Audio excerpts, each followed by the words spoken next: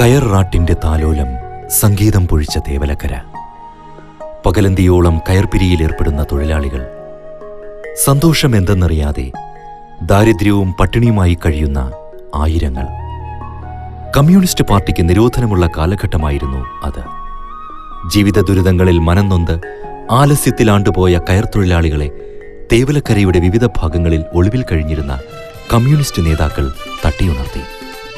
അവരെ അവകാശ പോരാട്ടങ്ങളിൽ അണിചേർത്തു. ആ സമരങ്ങളിലെ നിത്യസാന്നിധ്യമായിരുന്നു ഒരു ബാലൻ. കൂട്ടുകാർ സ്കൂളിൽ പോയപ്പോൾ ആ ബാലൻ സമരപ്പന്തലുകളിലെ സ്ഥിരം സന്ദർശകനായി. സമരങ്ങളുമായുള്ള സഹവർത്തിത്വവും നേതാക്കന്മാരുമായുള്ള സമ്പർക്കവും ആ ബാലന്റെ പോരാട്ട ചിന്തകളെ ജ്വലിപ്പിച്ചു. വർഷങ്ങൾ പിന്നിട്ടപ്പോൾ മനുഷ്യസ്നേഹത്തിന്റെ മറുവാക്കാണ് കമ്മ്യൂണിസം എന്ന് സ്വന്തം ജീവിതത്തിലൂടെ ലോകത്തിന് കാട്ടിക്കൊടുത്ത മഹാനായി ആ ബാലൻ വളർന്നു. ശ്രീ KC പിള്ളയായി, തേവലക്കരക്കാരുടെ സ്വന്തം KC മാമനായി. സത്യസന്ധത, ആത്മാർത്ഥത, സഹജമായ ധർമ്മബോധം ഇവയാണ് ശ്രീ KC പിള്ളയെ മറ്റുള്ളവരിൽ നിന്നും വ്യത്യസ്തനാക്കുന്നത്. ഇന്ത്യൻ സ്വാതന്ത്ര്യ സമരത്തിന് അമൂല്യമായ സംഭാവനകൾ നൽകിയ കൊല്ലം ജില്ലയിലെ തേവലക്കരയിൽ ജനനം.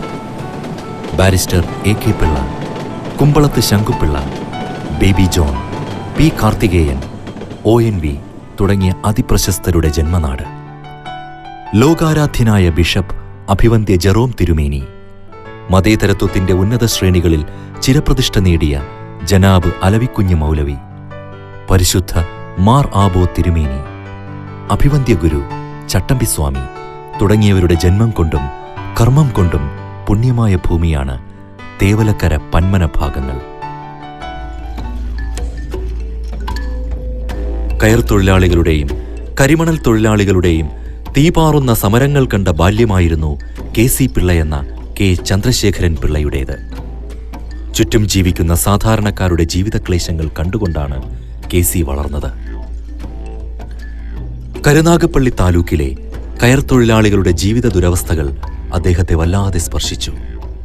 സ്കൂൾ വിദ്യാർത്ഥിയായിരുന്ന കാലത്ത് തേവലക്കരയിൽ നടന്ന കയർ തൊഴിലാളികളുടെ സമരത്തിൽ പങ്കെടുത്തുകൊണ്ടാണ് അദ്ദേഹത്തിന്റെ പ്രതിഷേധ സമരങ്ങളുടെ ജീവിതയാത്രയ്ക്ക് തുടക്കമിടുന്നത്. സമരപ്പന്തലിൽ പോയി സമരത്തിൽ പങ്കുകൊള്ളുകയും അവിടെ പ്രസംഗിക്കുകയും ചെയ്ത ആ ബാലനെക്കുറിച്ച് ഡോക്ടർ പുതുശ്ശേരി രാമചന്ദ്രൻ കേട്ടറിഞ്ഞു. തുടർന്ന് വള്ളിക്കുന്നത്ത് ഒരു മീറ്റിംഗിന് ബാലനായ KCയെ പുതുശ്ശേരി രാമചന്ദ്രൻ കൂട്ടിക്കൊണ്ടുപോയി. ജയിൽ വിമുക്തനായ K കേശവൻ പോറ്റിക്ക് സ്വീകരണം നൽകുന്ന ചടങ്ങ്. ശൂരനാട് സംഭവം നടന്ന് അല്പം കഴിഞ്ഞായിരുന്നു ഇത്. 10,000 സമ്മേളനത്തിൽ പങ്കെടുത്തു. അവിടെ KC മുഖ്യപ്രസംഗകനായി. കൊച്ചുകുട്ടിയായതുകൊണ്ട് പൊതുയോഗത്തിൽ മേശപ്പുറത്ത് കയറ്റി നിർത്തിയാണ് KCയെ കൊണ്ട് പ്രസംഗിപ്പിച്ചത്. മൈക്കിലൂടെയുള്ള ആദ്യ പ്രസംഗം പിൽക്കാലത്ത് ലോകത്തോടൊരുപാട് കാര്യങ്ങൾ വിളിച്ചു പറയാൻ നിയോഗമുണ്ടായ ആ മഹാനുഭാവന്റെ കന്നിപ്രസംഗം. യോഗം കഴിഞ്ഞപ്പോൾ അന്നത്തെ VIP KCയായി. യോഗശേഷം തോപ്പിൽ ഭാസിയുടെ വീടും സന്ദർശിച്ചാണ് തിരിച്ചെത്തിയത്. അതോടെ KC എന്ന ബാലൻ തികഞ്ഞ ഒരു കമ്മ്യൂണിസ്റ്റായി. ചവറ ഗവൺമെന്റ് ഹൈസ്കൂളിൽ പഠിക്കുന്ന കാലത്ത് വിദ്യാർത്ഥി ഫെഡറേഷനിൽ സജീവ പ്രവർത്തകനായി. ഇതിന്റെ പേരിൽ സ്കൂളിൽ നിന്നും പുറത്താവുകയും ചെയ്തു. ഔപചാരിക വിദ്യാഭ്യാസത്തിന്റെ അവസാനമായിരുന്നു അത്. പിന്നത്തെ കളരി പൊതുപ്രവർത്തനമായി. അതിൽ നിന്നും നേടിയ അനുഭവജ്ഞാനത്തിന് കലാലയ വിദ്യാഭ്യാസത്തിൽ നിന്നും നേടുന്ന അറിവിനേക്കാൾ മാധുര്യം ഏറെയായിരുന്നു.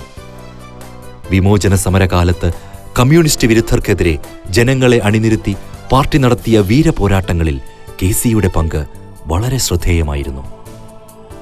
പൊതുപ്രവർത്തനത്തിന്റെ ബാലപാഠങ്ങൾ ഒന്നൊന്നായി ഹൃദിസ്ഥമാക്കി KC എന്ന ബാലൻ വളർന്നു. മറ്റുള്ളവരെ തന്നാൽ കഴിയും വിധത്തിൽ സഹായിക്കുക എന്നതായിരുന്നു പ്രവർത്തന രീതി. ഇതിനായി സ്വന്തം കുടുംബസ്വത്തുക്കൾ പോലും പണയപ്പെടുത്തുകയും വിലക്കുകയും ചെയ്തു. രാഷ്ട്രീയ എതിരാളികളോട് സൗമ്യമായി പെരുമാറാൻ ശ്രദ്ധിച്ച KC അധികം വൈകാതെ ഒരു നാടിന്റെ ഏറ്റവും വേണ്ടപ്പെട്ടവനായി. ഇതോടൊപ്പം നിരവധി പ്രതിസന്ധികളെ നേരിടുകയും ചെയ്യേണ്ടി വന്നു. അദ്ദേഹത്തിനും സഹപ്രവർത്തകർക്കും മർദ്ദനവും ലോക്കപ്പ് വാസവും വരെ അതിന്റെ ഭാഗമായി. കമ്മ്യൂണിസ്റ്റ് പാർട്ടിയിൽ ലോക്കൽ കമ്മിറ്റി സെക്രട്ടറിയായി ഔദ്യോഗിക ജീവിതം ആരംഭിച്ച അദ്ദേഹം സംസ്ഥാന കൺട്രോൾ കമ്മീഷൻ ചെയർമാൻ വരെയായി മുന്നേറി.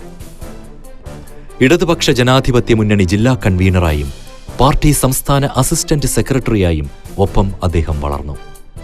കമ്മ്യൂണിസ്റ്റ് പാർട്ടിയുടെ വളർച്ചയ്ക്ക് കലാസാംസ്കാരിക രംഗം ഏറെ ഗുണം ചെയ്യും എന്ന് അദ്ദേഹം തിരിച്ചറിഞ്ഞു. അതിന്റെ ഫലമായി അദ്ദേഹം മുൻകൈയെടുത്ത് ആരംഭിച്ച പുത്തൻ സങ്കേതത്തിലെ ഉദയ ആർട്സ് ക്ലബ് ഇന്നും യുവചിന്തയുടെ പൂർത്തീകരണമായി തിളങ്ങുന്നു. സാംസ്കാരിക സമ്മേളനങ്ങൾ, കലാപരിപാടികൾ തുടങ്ങിയവയും അദ്ദേഹത്തിന്റെ മേൽനോട്ടത്തിൽ സംഘടിപ്പിച്ചു. ഇതിലൂടെ ആയിരക്കണക്കിന് യുവാക്കളെ കമ്മ്യൂണിസ്റ്റ് പാർട്ടിയുടെ ചിന്താധാരയിലേക്ക് ആനയിക്കാൻ അദ്ദേഹത്തിന് കഴിഞ്ഞു.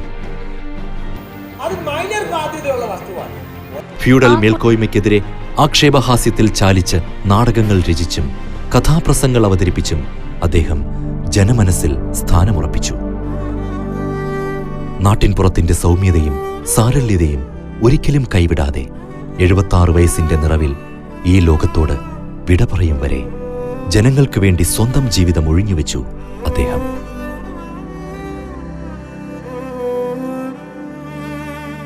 മനുഷ്യത്വം സന്നിവേശിപ്പിച്ച രാഷ്ട്രീയ പ്രവർത്തനത്തിലൂടെ ജനമാനസങ്ങൾ കീഴടക്കിയ ആ പുണ്യപുരുഷന്റെ ദീപ്തസ്മരണയ്ക്ക് മുൻപിൽ ആദരവിന്റെ കൂപ്പുകൈ.